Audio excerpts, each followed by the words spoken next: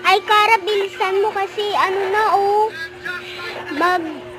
magsisimula na yung class natin. Sige ha, sige, hintayin kita. Teach!